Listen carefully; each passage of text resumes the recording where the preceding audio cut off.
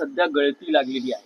पक्षात काही सिरियस विचार सुरू आहे की काही प्लॅन ऑफ ऍक्शन चेंज करावी किंवा काही कार्यपद्धती म्हणजे बदल काय करावा? असतं, प्लॅन ऑफ ऍक्शन चेंज करावी असं आहे की म्हणजे गेले- यामध्ये काय आहे की गेले 50-55 वर्ष हा पक्ष एका दिशेने चाललेला आहे. पक्षामध्ये वारंवार बदल होत गेले.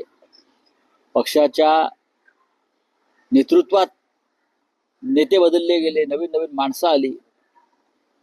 अनेकदा आता सध्याच्या परिस्थितीमध्ये पक्षाला काही लोक सोडून जात आहेत. हे पदाधिकारी आहेत, एक लक्षात घ्या. हे पदाधिकारी काही ठिकाणी मोहापायी सोडून जात आहेत.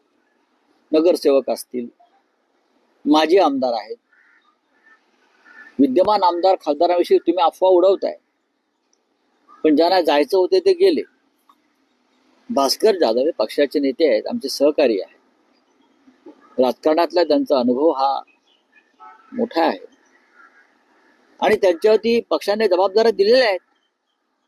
त्यांच्याकडे पूर्व विदर्भाची जबाबदारी आहे, त्यांच्याकडे पश्चिम महाराष्ट्राची जबाबदारी आहे आणि ते काम आवडीनं करतायत.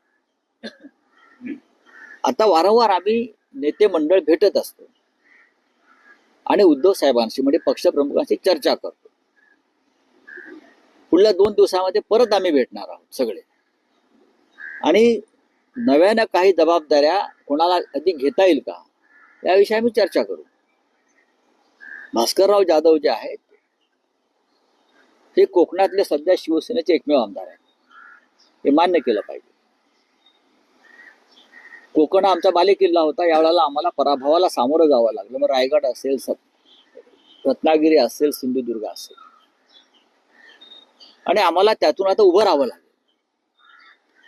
पैशाची प्रचंड ताकद आणि दहशत कसली? रस्त्यावरती येऊन लढण्याची हिंमत नाही. पोलिसांची ताकद, पोलीस आणि त्या माध्यमातून आमचे लोक एसीबीच्या चौकशा. आता वैभव नाईक राजन साळवींच्या विरुद्ध लावली एसीबीची चौकशी, त्याला ते सामोरे गेले. पण असं अचानक काय झालं? ते भाजपात जाणार होते अशा बातम्या आणि अचानक ते शिंदे गटात गेले.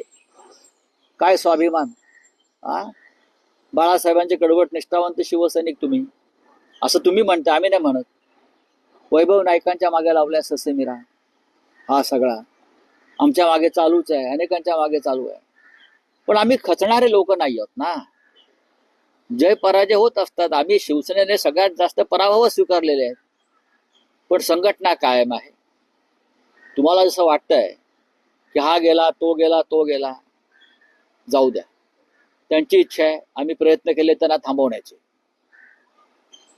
सत्ता आहे, पैसा आहे आणि मोह आहे. त्याच्यावरती कोणाला विजय मिळवता येत नाही. देवानाही मिळवता आला नाही. इथं माणसं आहेत. नाही, पण राऊसाहेब अलीकडे पक्षांच्या बैठकीत जे म्हटलं जातं, ज्यांना जायचंय त्यांनी खुशाल जावं, असं कोणी म्हणत नाही. या धोरणात बदल झाला असं कोणीही म्हटलेलं नाही. या तुमच्यापर्यंत आलेल्या बातम्या चुकीच्या आहेत. ज्याला जायचंय त्याने खुशाल जावं असं कोणी म्हणणार नाही आणि कोणी म्हणत नाही. किंबहुना आमच्या कानावर जेव्हा अशा काही गोष्टी येतात तेव्हा आम्ही त्या संबंधित आमच्या सहकाऱ्यांशी, मग जिल्हा स्तरावरती असेल, तालुका स्तरावर असेल, आम्ही चर्चा करतो, त्यांना समजवण्याचा प्रयत्न करतो. पण प्रत्येकाच्या काही ना काहीतरी अडचणी आहेत. कोणावरती केसेस टाकल्या जातात, जुन्या केसेस उकरून काढल्या जातात, पोलीस स्टेशनला फेऱ्या मारायला लावतात, बँकांची प्रकरणं बाहेर काढतात, इन्कम टॅक्सच्या नोटिसा पाठवतात. अर्थात या सगळ्यांना आम्ही यापूर्वी सामोरं गेलेलो आहोत आणि लढलो आहोत. पण आता काही लोकांची मनं फार कमजोर झालेली आहेत, कमकुवत झालेली आहेत. त्यांना लढण्याची इच्छाशक्ती त्यांची संपलेली आहे. आता त्यांना लढण्याची इच्छाशक्ती नाही, ते जात आहेत.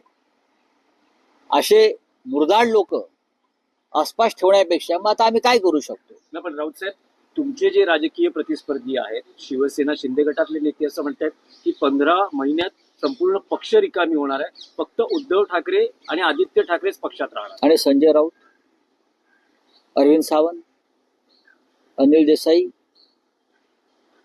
भास्कर जाधव, राजन विचारे, काय पक्ष मजबूत आहे. निवडणुकांमध्ये हारजीत होत असते. भारतीय जनता पक्ष सुद्धा 2 खासदारांवरती आला होता आणि एक दिवस हा एकनाथ शिंदेचा पक्ष आहे ना, हा त्यांचा एकही आमदार निवडून येणार नाही. असं वातावरण निर्माण होईल. आज आले अमित शहाची कृपा आहे, ईव्हीएमची कृपा आहे, पैशांची बरसात आहे. पण एक निवडणूक जी आमच्या हातून गेलेली आहे याचा अर्थ 2029चं चित्र हेच नसणार.